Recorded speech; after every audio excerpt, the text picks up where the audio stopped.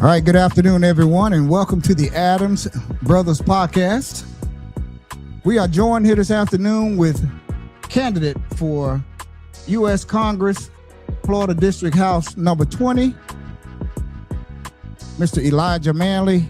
He's hoping to unseat the current incumbent, Ms. Shelia Cherfilus-McCormick, who is the Congresswoman who represents Florida District House number 20. So we would like to welcome Mr. Elijah Manley to the Adams Brothers Podcast. Thank you and welcome to the show, sir. Well, thank you for having me, brothers. It's good to be here. Thank you for the comment. Okay, so you got a nice round of applause here. So let's start out by go ahead and introduce yourself. Tell us and the audience out there in Facebook and YouTube land right now that's watching. Tell us about Elijah Manley. Whatever you would like for them to know, just tell them your background, your education, and everything, and we're all ears. Absolutely. Well, first, thanks for having me come on, and I love to be in the metaverse again. On Facebook and Instagram, and to everybody out there that's listening, it's a pleasure to speak to you. My name is Elijah Manley, and I am running for Congress here in Florida's 20th district, which takes in parts of Broward and Palm Beach counties. And I know I'm a young guy, but I promise you I am old enough to run for office and run for Congress. And just a little bit about me. I'm from Fort Lauderdale, by way of Sistrunk, born at Broward General Hospital 33311 my entire life. I went to Fort Lauderdale High School, attended college at Broward College, and then University of Maryland Global Campus for history, where I studied World War II. I studied fascism, and I can tell you right now, our entire country is going through some fascism right now. A little bit more about me. Growing up, I experienced childhood homelessness. The 2008 financial crisis hit my family extremely hard. My mom lost everything. She lost her job. We lost our home. We were living out of a car, storage facility, couch surfing at family members' houses, on and off. And at one point, even in a storage facility for a little bit. And I would wake up before dawn every day, before the sun came out, and we would go to the beach. We would drive to the beach. We shower at the beach and put on the clothes and go to school like, nothing happened every day. And that was life. That was life for a while. And I decided I wanted to get involved in politics because I didn't want to accept an economy that was broken. I didn't want to accept of the life that had been made out for me. People tell us all the time as a young black man in this country that you're a statistic, or that these odds are against you, or that your life is going to be a certain way because of where you came from. So I defied that. And that's why I'm running for Congress today, because so many other people in our community, in our district, right here in South Florida, are struggling to make ends meet in this economy that is working for billionaires. And so I'm trying to change that. Well, that's good. That's very impressive. And I like, yes, some of the things that you said, and you're right. There are a lot of people that's suffering here, not only here in South Florida, but all over this country. You look at what the Republicans are trying to do. I hope it doesn't happen, but our health care is about to go through the roof next month. That's right. And we have so many issues that needs to be resolved here in our country. We sent a lot of money over to Israel. We sent a lot of money over to the war over in Ukraine. Yeah. And in countries like that. And we don't, of course, we don't mind helping out, but we need help right here in the United States of America. We have homeless people sleeping on the bridges and on the streets and in the park. So take care of home before you take care of any other country. So, Mr. Manley, that will lead me into kind of like my first question. I'd like to ask you, what would be, and I mentioned one about healthcare just now. What are the most pressing issues facing the United States of America right now, in your opinion?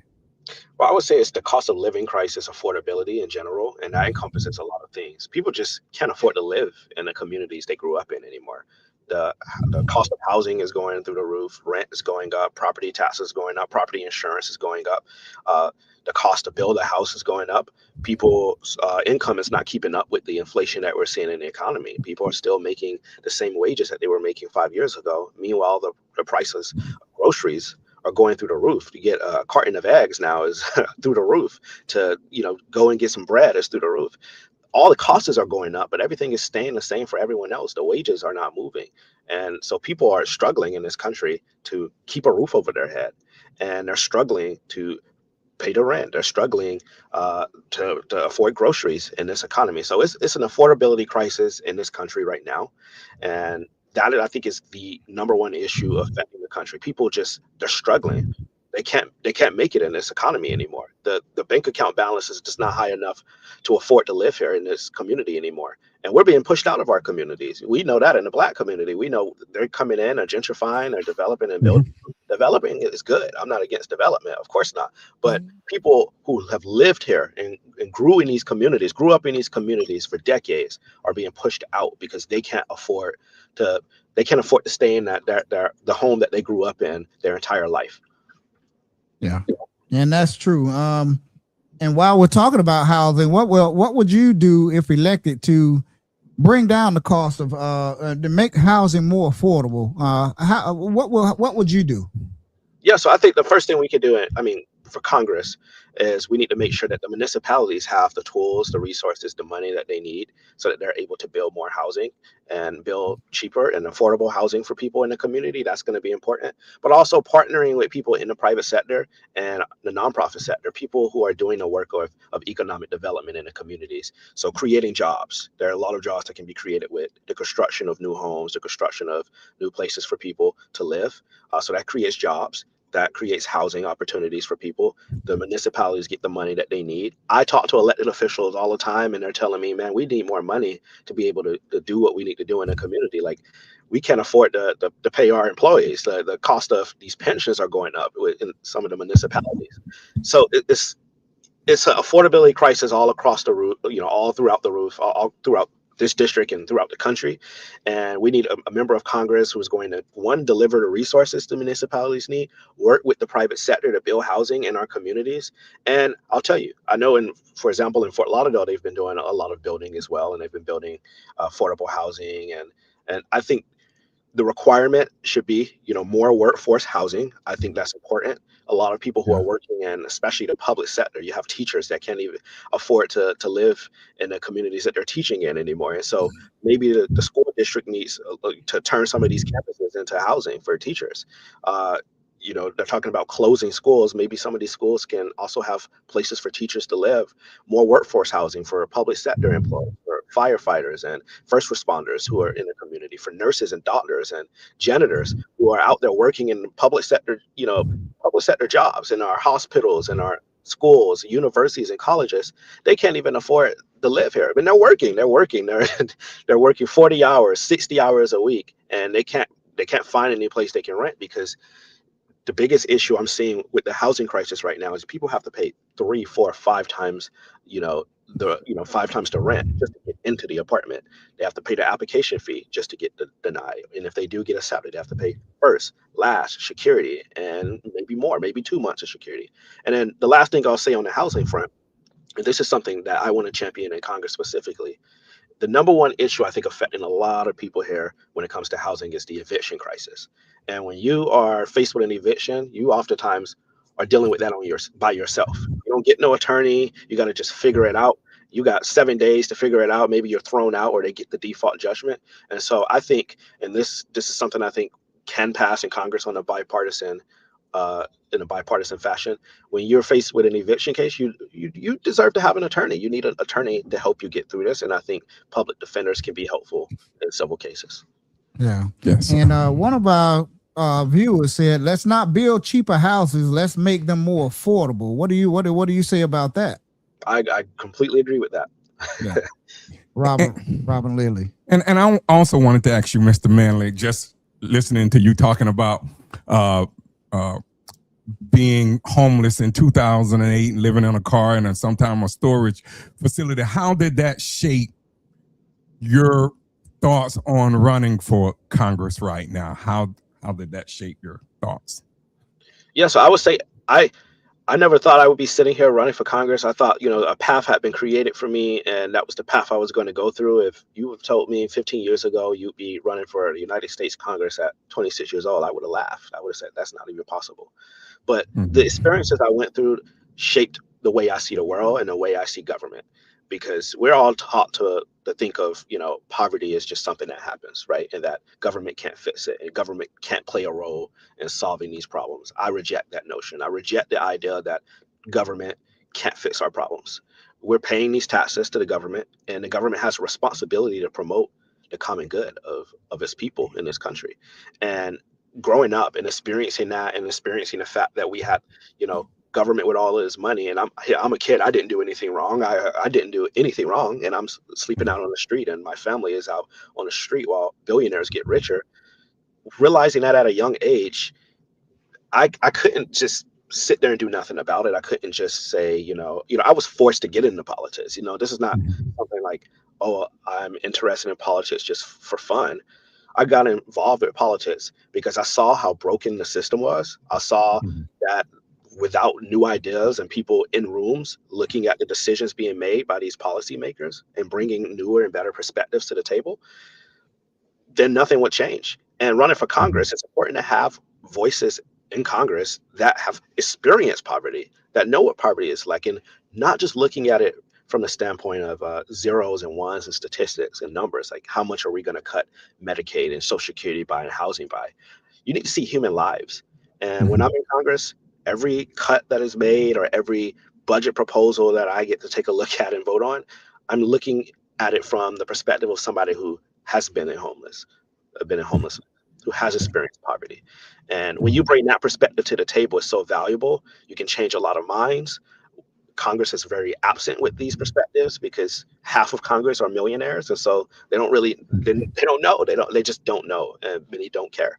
But having that perspective is important, and that my life was shaped by the experiences I had. I don't see myself as somebody who was necessarily a victim of it, even though we are victims of an economy that is broken. I see myself as a champion for working people.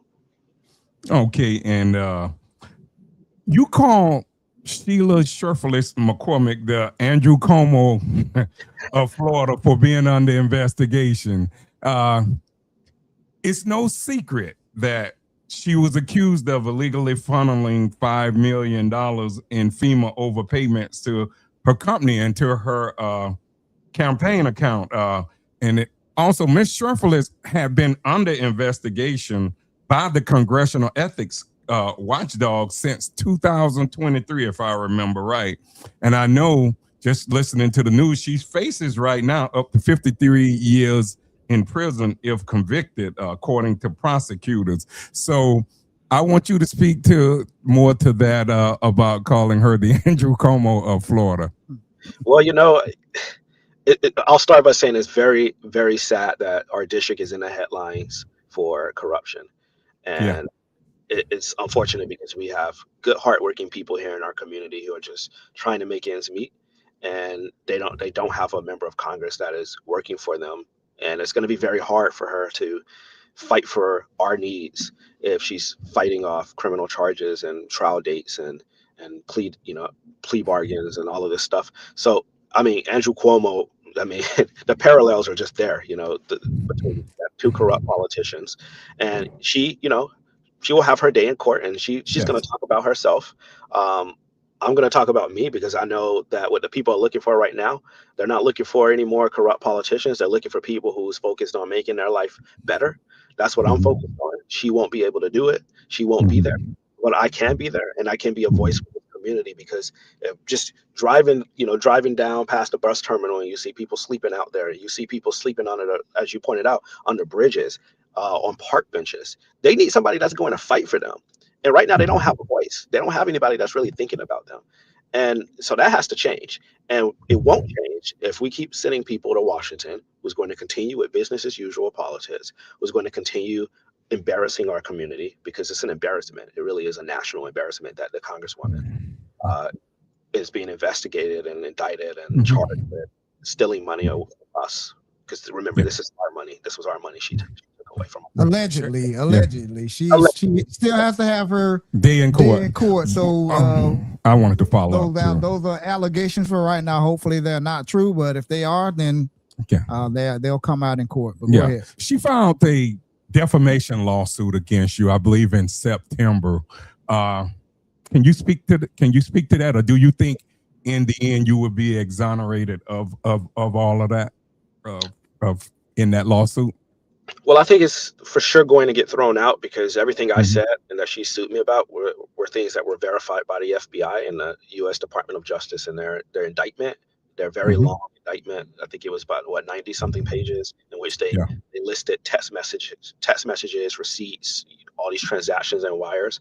And so she's, I haven't been served with this lawsuit. So if she's going to serve me with it, I'm pretty sure it'll get thrown out in court and she'll have to pay me and my attorney fees for wasting the people's time. But that's what politicians do when they're afraid and they want to silence their opponent for speaking out. They try to sue. It's the Trump tactic. It's what Donald Trump does when he gets angry at somebody. He throws a lawsuit at them and forces them to retract or be quiet or pay him. And this was a Trump tactic, but unfortunately, it's not going to work in this case for her.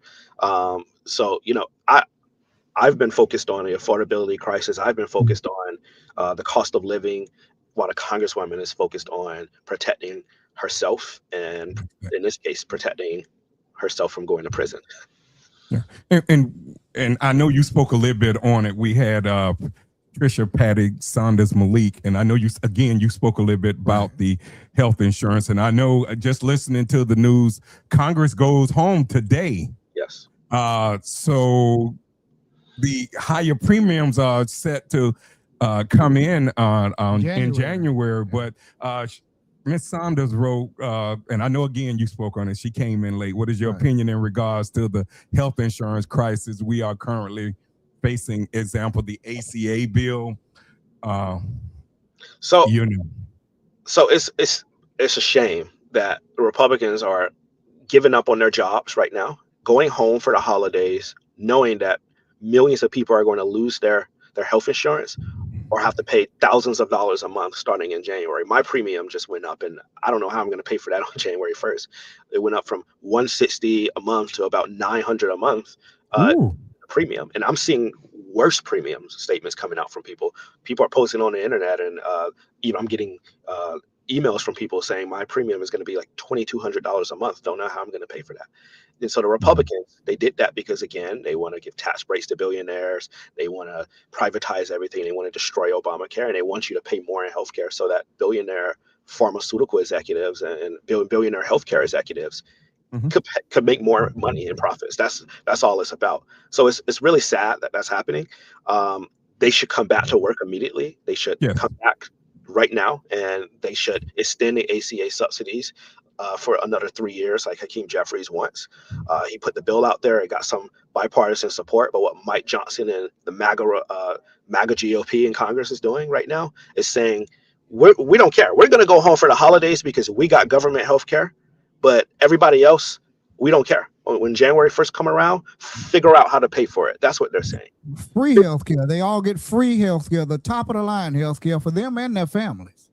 But everybody else, the millions of people who rely on the ACA subsidies for their health care, for the premium, or people that are getting their health care through the marketplace right now, it's really dire out there. It's a dire situation that Republicans created. And now they want to go home for the holidays with their families, with their good health care, and screw everybody else. That's exactly what Donald Trump's Republicans are saying. Mr. Manley, can you repeat that once again? Your health insurance will go from $160 up to what? $900. $900 a month. $900 a month. Yeah. Wow. And that's for just for you. Monthly. Just for me. Monthly. So how in the world would a family of 3 or 4 or 5 children, a husband and a wife, afford health care?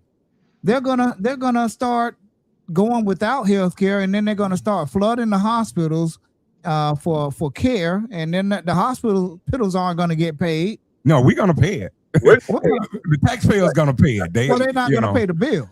Well, Right. they're gonna take them regardless. I mean, so we're gonna pay regardless. I mean, It's sad because these are the type of questions that Democrats are asking, but Republicans decided they wanted to go home for the holidays instead of answering that question.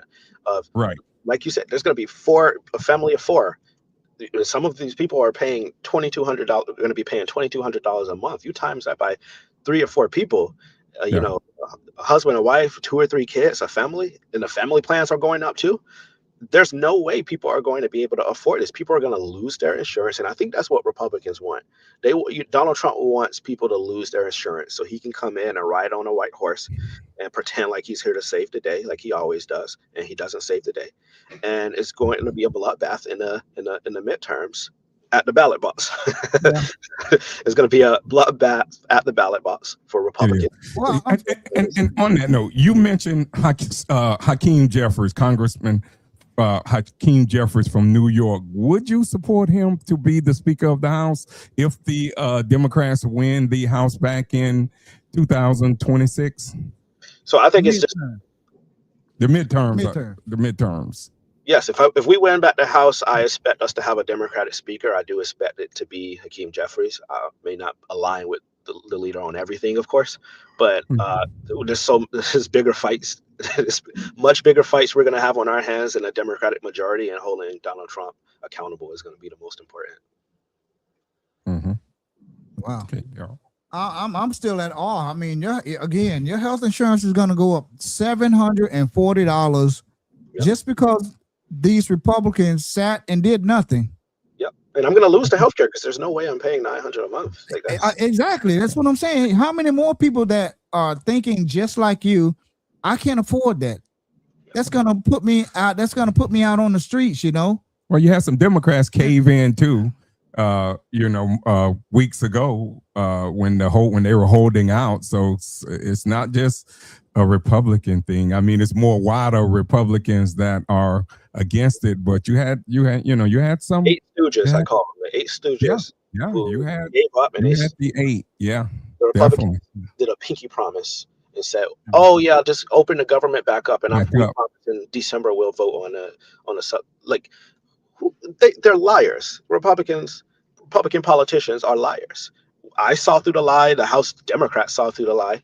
The Senate, somehow 8 Senate Democrats decided, okay, well, everyone can lose their health insurance, and they're at fault. They enabled it. The 8 stooges enabled Mike Johnson. They enabled Donald Trump, and now people are going to lose their health insurance because 8 stooges decided to go with Republicans. And that's not how a Democratic Party should be operating. No. So for a while, I was, very critical of Jeffries because I was like, oh, well, he's not. But Jeffries has kept the House Democratic caucus all united on one front, on staying together. Schumer has not been able to keep the Senate Democrats in line. And as a result, people are going to lose their health insurance. I'm running for Congress, and I'm about to not have any health insurance in a few weeks. It's wow. Wow, this is crazy, man. And this hits home, man, because you got people out there that are sick and battling cancer right now and battling diseases that is threatening to kill them. And if they don't pay this insurance, they're going to die. This is basically going to kill people because they can't afford health insurance. This is crazy. And whoever those Democrats are that voted, and I'm going to find out who they are, whoever those Democrats are that voted with the Republicans to dismantle this health care here and raise the cost of our premiums, they need to go. They should have held out. Well, that's leading up to another question. Because a lot of them have been in office so long, and I know you're on a youth movement. What do you think about term limits for politicians? The House, the Senate? I believe in it locally. I mean, I see them trying to skirt the true term limits here, but we have them in place for the president. We have them in place for the governor here in the state of Florida. What are you thinking? I know you're trying to run now just to get in there, but what do you think? Maybe let's just say a 12-year term for a person running for Congress. So I support term limits because it's a sad reality that in this country we have, a lot of octogenarians sitting in D.C. And give you an example. 5 Democrats passed away in the past year, the 5 Democratic House members. if we would have won the majority in 2024, we would have lost it by now. We would have lost it because of deaths in the House Democratic caucus, and that's unfortunate.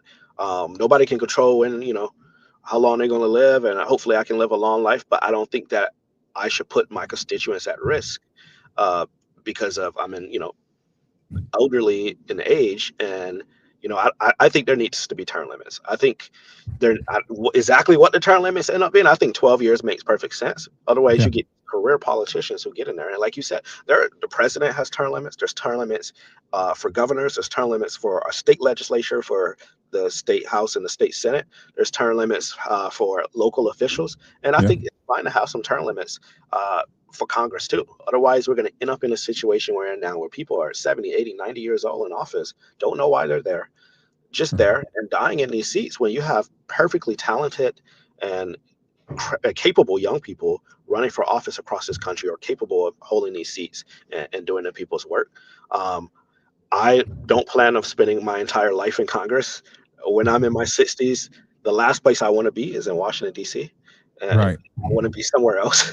Well, I wish they felt like that, because even locally, that's the problem. What I'm telling everyone, even locally, these people able to stay in that office, and then they skirt here in Deerfield. Here we have term limits, but if you sit out for 4 years, you can come back and run. That's not true term limits. No, those people might have did good, but give someone else a chance. I mean, and I'm 59 years old, but I agree with you with that youth movement that's going on right now. We need more of that, because we need to get these people out of there, because they're part of the problem. All these long timers, Mitch McConnell, and can't think of a name, who was just in the Congress. Margaret Taylor? No, from California. She was in there. Oh, but you're talking about people, Pelosi. You got these people been in there. I mean, and much as I love Auntie Maxine, you got people been in that office 35, 40 years. Some of them close to 40 years. I mean, again, that is part of the problem. But I just wanted to say that. It's sad because Congress shouldn't be a retirement home. It should not be a retirement home, and right now it is. And it should be a place people go to do the work of the people and get out of the way and pass it along to somebody else. And that's true on every level too. So many people just get in the seats and they just holding them, and they don't know why they're in there. They don't have a mission. They don't have a purpose. It's just they're there for the title. And we have a problem. And this is the problem in the Democratic Party. And it's the same on the Republican side, but the Republicans embrace their young people. They welcome them into the process. They do. And you see it. They groom them. They groom them to take their place. But you never see that in the Democratic Party. You never even see that locally. No. You never see a young person being groomed. It's always it's always some crony. And you're right. I have mentioned that to a lot of people too, that you see the Republicans, they like Charlie Kirk. Much as people might not have liked him, he was grooming the young folks' mind. He was shaping their mind to when the Mitch McConnells, when the other people come out of there, that you got someone capable that's been programmed in a way to come right in and take their place and don't miss a beat. That's right. And that's what I don't see the Democratic Party doing. I just wanted to say that. Okay, if you're just joining us, we'll join here with Mr. Elijah Manley. He is a candidate for U.S. Congress in the Florida District House. Number 20, he is looking and hoping to unseat the current incumbent Shelia Cherfilus-McCormick. So we've been talking about healthcare here just now. So we'd like to move on to talk a little bit about mental health. And we all know mental health is a huge problem in today's world. It's been not just today's world. It's been around. Mental health has been around for a long time. It just wasn't properly addressed, and it was put off on the back burner, and it now that it is in the forefront, we always need funding for mental health. We all know someone that is dealing with mental health. There Yep. needs to be more programs and more professional help for these people dealing with mental health. And um, that leads me to my next question on mental health. What is your position on mental health funding? Yes. So we got to treat mental health as healthcare. It's sad that in policy it's treated as something else. It's treated separate from healthcare. And mental health, all healthcare plans should include mental health. And the fact that they don't right now is a sad indictment of our healthcare system. We need more funding for mental health. And that starts by making sure we pass legislation at the national level to give states and our states the money they need to administer these programs. But I also support federally Medicare for all system, all encompassing healthcare system that is free at the point of service for everybody. And you just go to the doctor, or you go to your therapist, or you go where you need to go, and you take out your Medicare card, and it's paid for. I mean, if we're spending billions and billions of dollars on the military and on wars and all of this stuff, least we could do is give our people health care, and that includes mental health care. And what I'll also say on mental health care is we need more mental health professionals, and we need more culturally competent mental health professionals. There is a crisis of mental health within the Black community right now, and it doesn't get any attention because nobody really cares. You know, these people in power don't really care about the Black community and our issues. So I have parts of my platform where I talk specifically about investing in mental health, specifically for the Black community. Also, another session that's focused on Black men's health as well, tackling cancer, colon cancer, pancreatic cancer crisis that we're having in the community. But on the mental healthcare front, or the mental health funding front, a lot of this needs to be administered through these schools as well, starting early, giving money to the school districts so that they're able to administer programs and catch things early, and so that it's easier to treat certain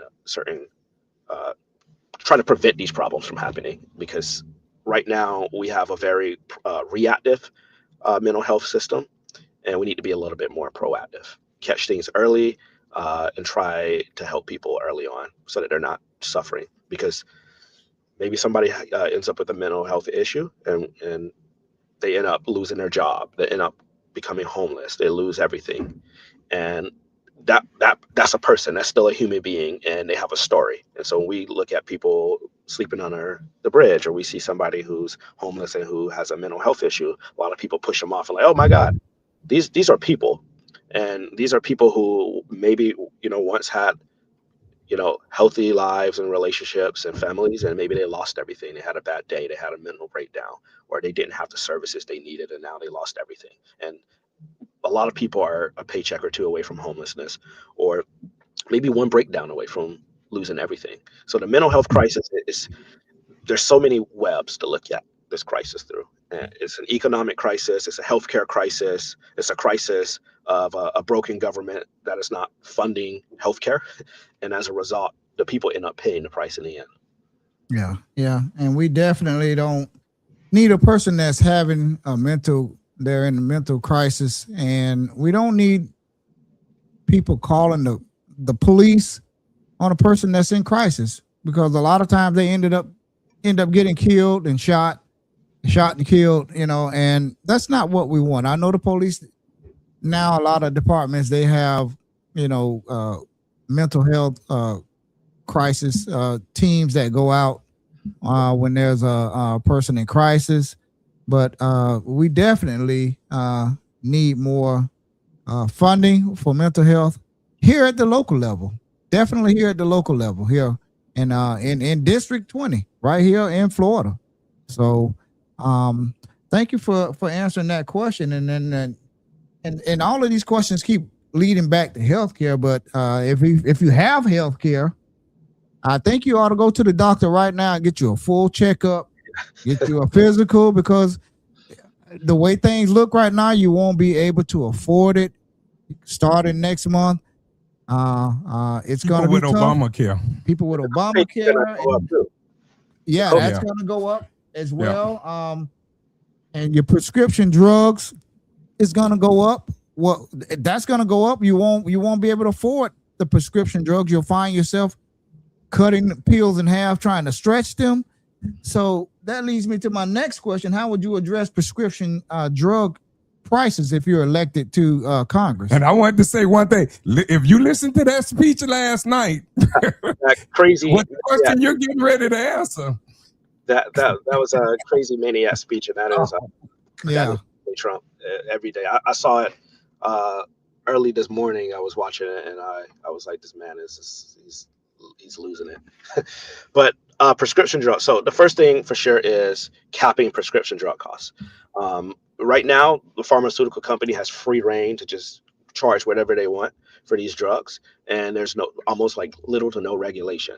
So they're gouging the people, they're price gouging, and I think they should be prosecuted. And we need to have federal legislation, a cap on certain prescription drug costs, blood thinners, for example, diabetes medicine, anything that's life-saving, Alzheimer's medicine, any drug that is specifically required for living, which is most of them. There needs to be a cap on the cost of those drugs. So that's the first thing we need to do. The second thing, allow for the importation of cheaper prescription drugs from other countries, such as Canada or some of our other partners across the world, our allies.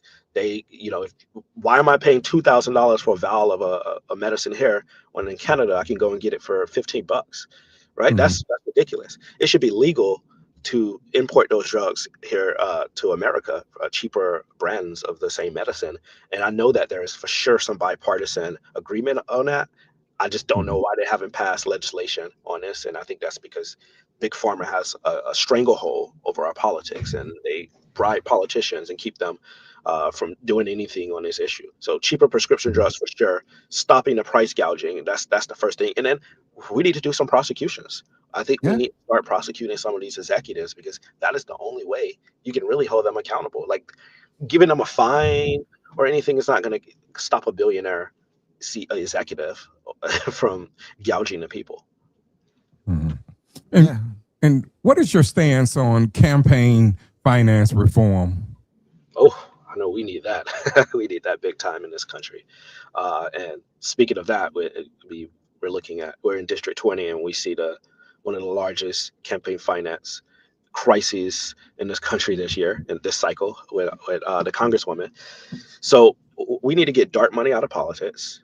We need to ban, these super PACs. We need to overturn Citizens United. I think that's going to be very important. Getting rid of Citizens United. That's going to take some time, because we have this horrible Federalist Society, MAGA extremist Supreme Court, and they are infecting all of the courts with these Federalist Society judges. We need to get them out, and that's what the Democratic majority needs to focus on, is getting these MAGA judges out, and that might mean impeaching some of them and getting them out of the courts. And Democrats need to think about maybe packing the courts, so that we can take back our democracy, because our democracy cannot function when billionaires and corporations are treated like people, and billionaires and corporations can spend unlimited amounts of money to buy up these races. There need to be major campaign finance reform. There need to be stricter rules on lobbyists, stricter rules on super PACs, stricter campaign finance disclosure and transparency rules. All of that needs to happen. It needs to happen now if we want to have a chance at ever having a democracy in this country again, because the way it's going right now and the way MAGA is moving, we're not going to have much of a democracy left at the end of this term. Mm-hmm. And what do you think of the Trump and ending the TPS status for the Haitians that is set to expire, I believe, in February, if I'm exact? What are your stance on that? It's when I hear these things, it's just like, these people haven't thought of anything good to do. Like every single thing they have done since he's been in office has just been bad, to hurt people. And what they are doing by ending temporary protective status for Haitians and Venezuelans is just horrible. First of all, the crisis in Haiti right now, you're just sending people back to die, right? And these are people in our community that are working. They're working at the hospitals. They're janitors. They're taxi cab drivers. They're working in our schools. These are people working and paying taxes in our community. Military people. I saw a military guy got deported back. And they kept saying, "Oh no, we're only going to go after criminals and gangs," and it was a lie. I knew that was a lie, but they're taking people and sending them to be butchered in Haiti. They're sending people back to Venezuela to live under the Maduro dictatorship and be disappeared. when they claim that they stand for Hispanics, and they claim that they support the Hispanic community, and now they're sending them back. They're deporting people out. They're sending Cubans back to a failed state. They're sending Venezuelans back to Maduro's dictatorship. They're sending Haitians back to a failed regime, a gang government to be butchered and murdered. So, and then they're blowing boats up in the middle of the water. It's like these guys don't have anything good to do. They want that oil. Oh yeah, they want that oil in Venezuela. About to attack. He's about to invade in Venezuela and they want that oil and take over that oil-rich company. I think that they're number one in oil. Right, and if I'm not mistaken, they did, Miss Saunders. and here's the big problem, because in District 20, they're going to come in here and next year in January and February, and they're going to start rounding people up. They're going to start violating the Constitution and people's rights, like they're doing now. And then it's going to be full-scale operations, because we've been seeing it on the TV happening everywhere, and it's been happening here too in the background. But now they're really going to come in here into our communities and start dragging our people out of here. And we need members of Congress that's going to fight back, because they're going to get more and more extreme and more vulgar as time goes on. These Republicans and Trump and ICE and Kristi Noem coming into our district specifically and taking our people out. And unfortunately, our Congresswoman can't meet the moment. She's going to be at that time when we need her to be standing up for this community. She's going to be in federal court in the middle of a federal trial with trial dates throughout the week, and it's going to be very hard for her to fight for the Haitian community and the Venezuelan community here in our community, in our district. And they need champions. They need people to fight for them right now. And so, I have said that I will sponsor legislation to renew TPS when I'm in Congress. We cannot expect people to go back to Haiti and die there with these gangs, and there's no government there right now. So that is outrageous. I will sponsor Debbie Wasserman Schultz's bill that she sponsored in Congress to make sure that we have temporary protective status for people. I think that's going to be important. But two, making sure that people are able to communicate with their families, because that's another issue we have right now. You have people here, maybe their family's still in Haiti, or their kids are in another country, right? And their families have not been able to unite. That's a big issue. Yeah. Patricia Saunders said the majority of the Cubans and Venezuelans voted for him. Yeah, a lot of Hispanics voted. So they're disappointed that the president for sending them back and basically turning his back on them and not keeping his word to not deport them and go after them. So I guess they're finding out the hard way. Learn a little bit about America. That's how we saw the first effects of that in the Miami mayoral election. The Cubans came out and they voted for a Democrat the first time in 30 years. 30 years. Yeah. Eileen Higgins. She was first Democrat elected at down in Miami, the city of Miami, in about 30 years. Mr. Manley, do you believe in ending the embargo against Cuba? I do. I think it's time to get rid of the embargo. I think I think we need to get rid of the embargo. Yeah, I do too. It's been in place It's been in place a long time. Yeah, you can't travel there. I don't think you can even travel there right now, can you? Well, you were allowed to, and I think they stopped it again. I don't think you can travel directly there now. Yeah. Maybe some airlines are flying there. I think like American or something like that. But it's been a while. So Patricia Saunders also said, one of our viewers said, "What is your opinion on putting a cap on homeowners insurance and property taxes?" It's a good question. You spoke kind of on that earlier about the local politicians wanting more money.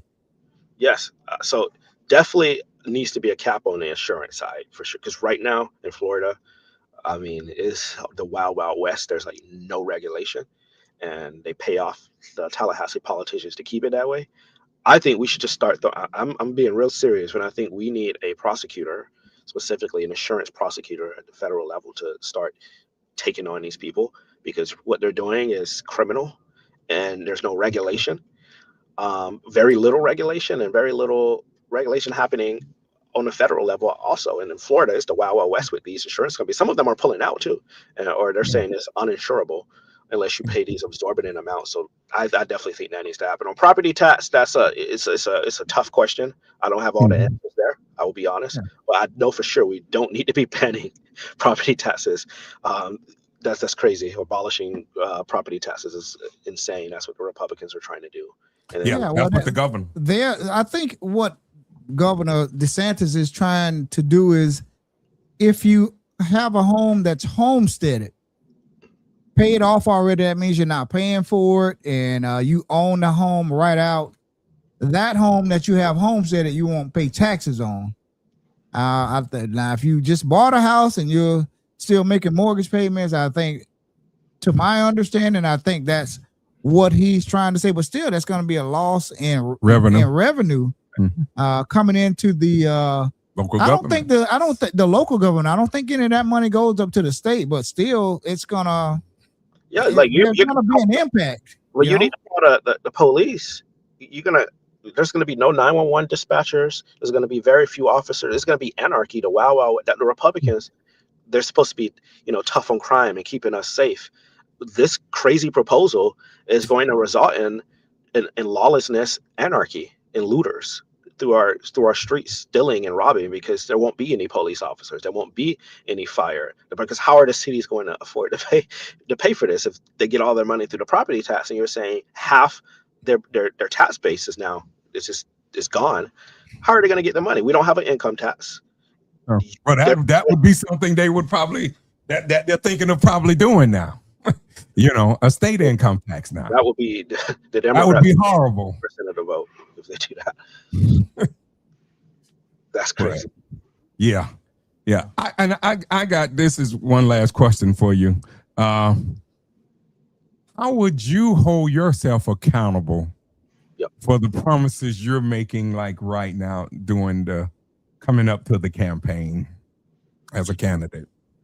Yeah. So the first thing is being accessible to your community when you're in office. A lot of people, they go to Washington and they disappear, or they go to Tallahassee and they disappear, and you don't see them again until it's time for an election, right?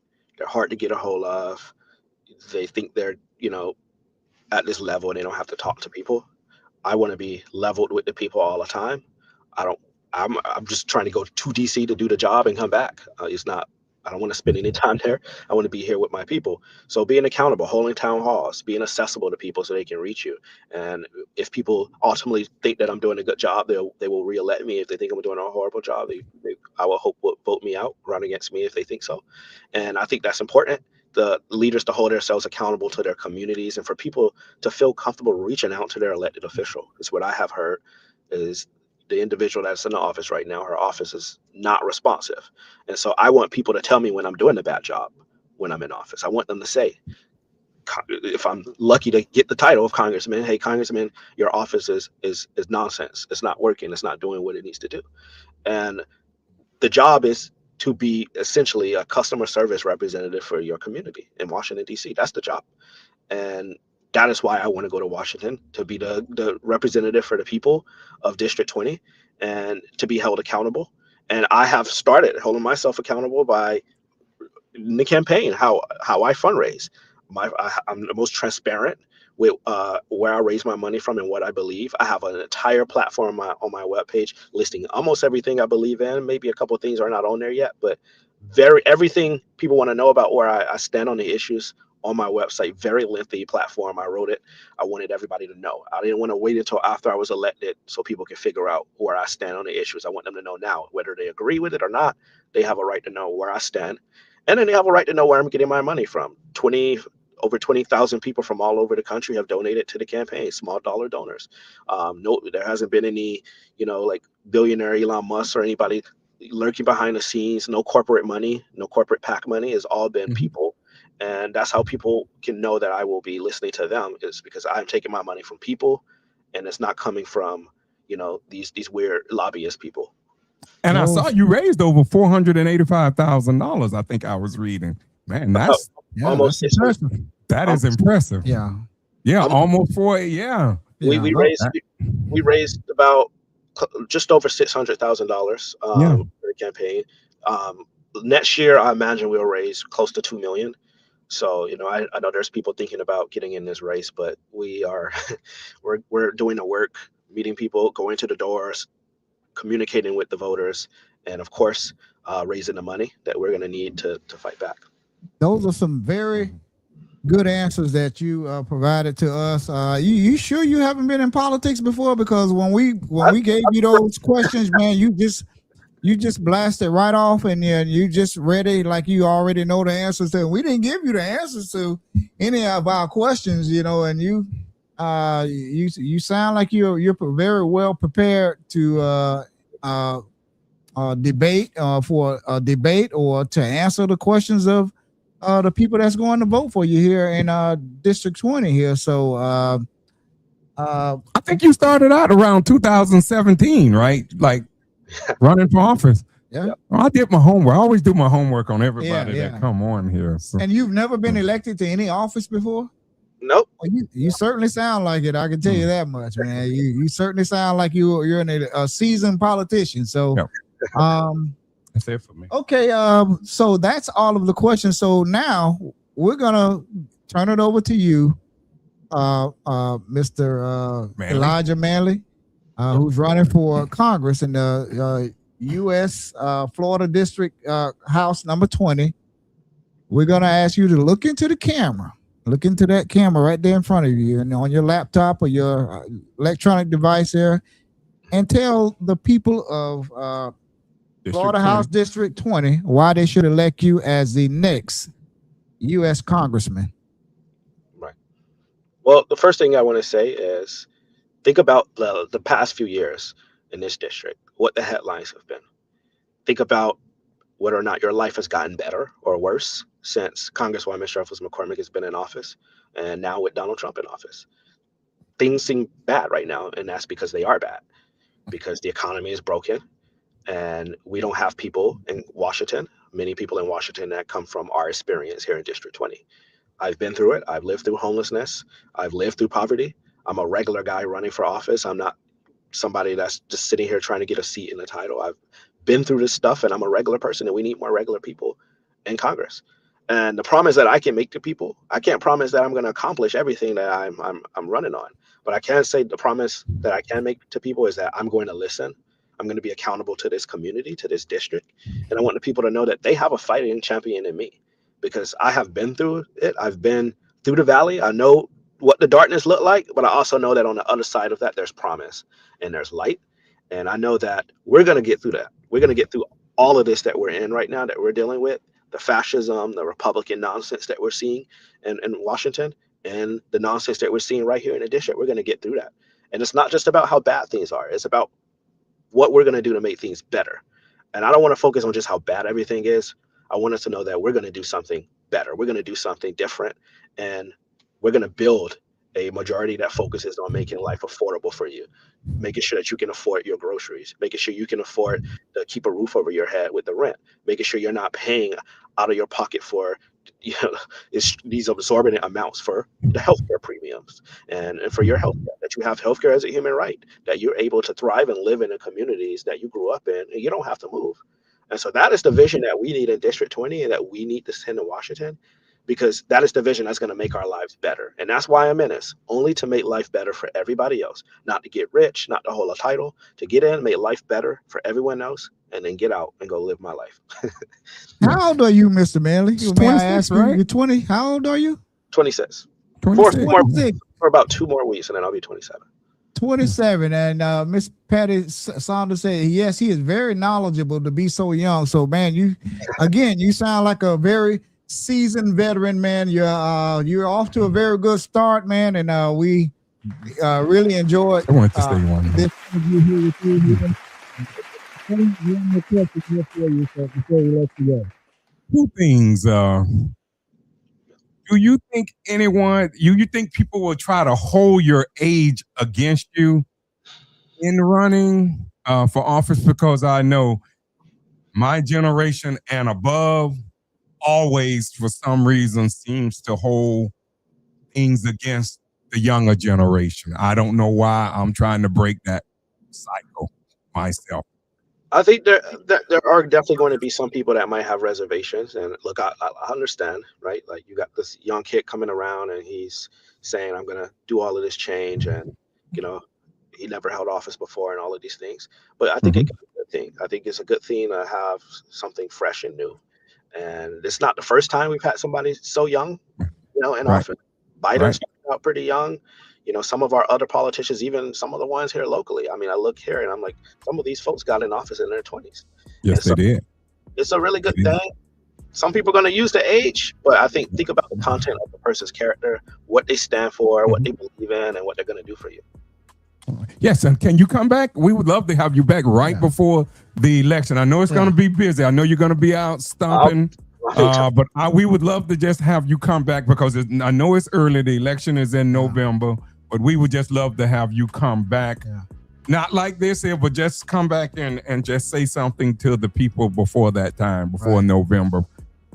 Absolutely. I will do. Okay. All right, ladies and gentlemen, we have been talking to Mr. Elijah Manley. He's running for U.S. Congress, Florida District House, number 20. If you missed this interview, please go back and watch it. Outstanding interview. Mr. Manley, thank you for gracing us with this interview, man. We really appreciate it, and good luck to you, sir. When you win, please come back and don't forget about the Adams brothers on your way to Washington D.C. All right, sir. Thank you very much. Thank you, and have a good evening. Enjoy the rest of your evening. You as well. Stick around for a pop-up podcast. We'll be right back.